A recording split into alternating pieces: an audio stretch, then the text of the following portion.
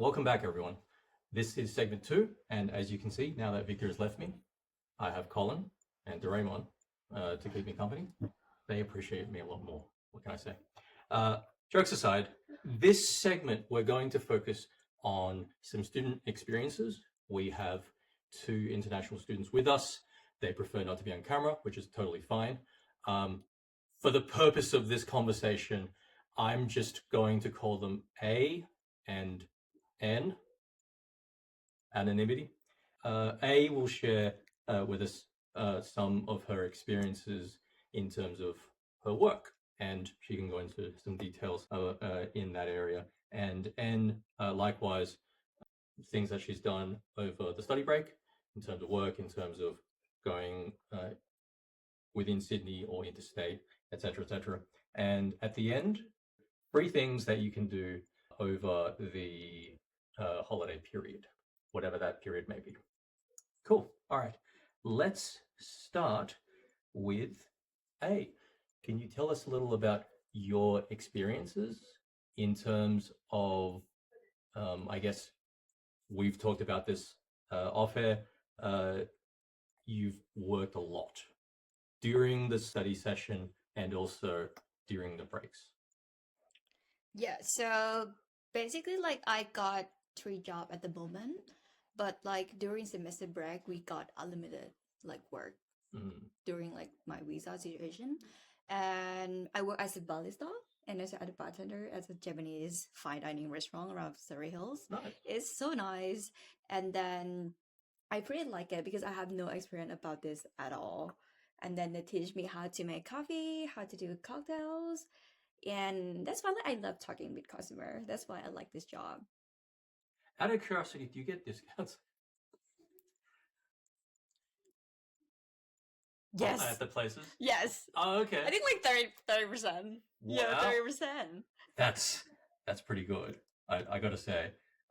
In terms of when you're working so many different jobs, how do you find balancing between your work and your studies?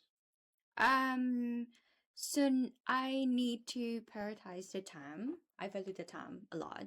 And then when I know what I need to do something, I always plan everything on my schedule. I put everything on my Google Calendar. I'm a big fan of Google Calendar. So I'm gonna keep everything on track.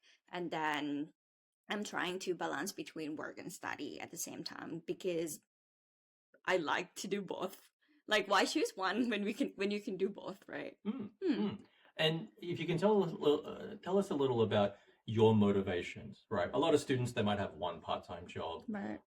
Why do you choose to work so much? Because I feel like different places give me different experiences, and I want to work or study or do a lot of things. I feel like I'm very energetic person, and I want to do a lot of things. So like work different places give me different life. Yeah. Fair enough. Absolutely. And can I bring you in? You've also mentioned that you've worked quite a bit in your study breaks as well. Yeah. Have you worked in a similar area, or are there any other areas that you've worked in? I say I would also work in like hospitality Yep. in a restaurant. It's a takeaway restaurant. So obviously during a break you get unlimited hours. So why waste the time, right? When you can get some extra pocket money. So yeah, obviously I utilized those unlimited hours fully and worked a lot. Yeah, but along with that, I love to explore places and do certain activities as well. I was going to ask, could you yeah. tell us a little bit about your things that you've done outside of work? So during my last term break, it was quite a long break. So I went to skydiving since it was in my bucket list to Wollongong. And then I'm a very huge fan of like physical activities. So I went for a hiking in Blue Mountains. Those kind of activities are like they are not very tight on pocket money. It's like very affordable for like international students like us. So yeah, I kind of like visited some regional parts of Sydney as well. Yeah. Yeah, I think Victor mentioned previously, there are unfortunately a lot of students who they just go home and then study and then go to uni and then study and then just repeat that, and they don't necessarily get out all that much. Yeah. But both of your perspectives, do you drive or do you take public transport to a lot of these? Public transport for Public me. transport. Yeah. Yeah. Yeah. Absolutely. So if you just think about it from the perspective of cost, right? Taking a train, I guess, out to whether it's Wollongong, Newcastle, Blue Mountains, etc. I think it's like under $10 one way, something like that. The cost shouldn't be like really, really high. Yeah. So if you wanted to do like a day trip with your friends or take a picnic with you or whatever it is, or just to check it out, you're looking at $20-30 a day, Yeah. which Yeah. should be affordable Right. for most, right? And besides, how do you find the sort of the contrast between the Sydney and the city and the suburban area versus the more regional side of New South Wales? Yeah, because Sydney cities in the city side is more kind of very rush hours. Like everyone is rushing, busy, and especially for the international students, we keep like juggling with part-time jobs and then study and then exams, all those kind of things, and then the busy life. So going to the regional was kind of like mental break for me from those study hours. It was very quiet, and then you actually get to connect with the people and nature and then regional ones. While meanwhile here is like we're rushing, like sometimes we're running for the train and then it's leaving, and then sometimes we're like, oh, I need to go home quick so that I can wake up earlier tomorrow. I need to go to my part-time job. But going to the regional was like they were living so quiet life and then very chill. It was like kind of like mental relaxation for me. That was a good break. Yeah, absolutely. Actually, it's interesting you mentioned that because I think a number of years ago, maybe like 2 or 3 years ago, I went down the coast to, you know where Bulli is? It's sort of in between Sydney and Wollongong. It's sort of that stretch of beach.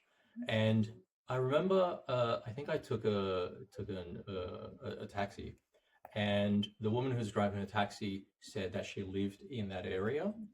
And we were chatting because I normally like talking to the person who's driving. And she said, oh yeah, Bulli is getting a bit crowded and I want to move even further out. And I was like, there's barely like 5 people on the street. But I think once you go out there, there is, depending on how far you go, right? And if you have an opportunity to drive in the future, I highly recommend going like just a bit further out, away from the coast.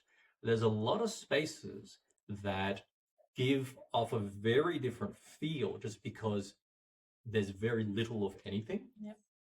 And if you come from, let's face it, a lot of Asian countries, there's not a lot of space, unless it's like a mountain peak or something.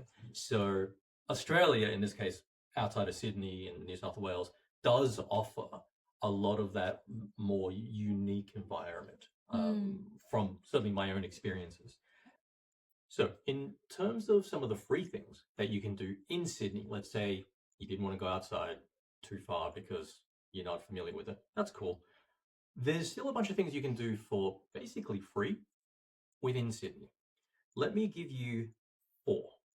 3 and then a bonus one from us. Hint, hint, it's volunteering related, because of course it is.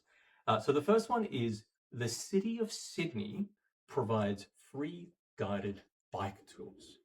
If you go to their website, and we'll provide a link in the description, you can book a tour with someone who can take you around literally that area. So if you're close to UTS, if you're close to University of Sydney, or even if you go to eastern suburbs like UNSW and those sorts of places, there are people who, this service is for, who don't really know which streets to ride their bikes on.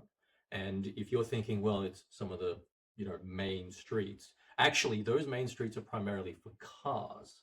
So what they will tell you is there are certain quiet streets that you can go on, and that makes it much easier for you to get from home to school or to work quickly and safely. So, second point is the Art Gallery of New South Wales, which is next to the Domain, I think, or like that giant park, to the east of Hyde Park, right? Yeah, it is. So Art Gallery of New South Wales is free. A lot of these places, there's a few others like the Australian Museum and and there's one up at the Rocks as well. A lot of these museums are free. And not only is it free, and this is a crucial part, especially over the summer months from December, January, and February, there's air conditioning. I cannot emphasize that enough.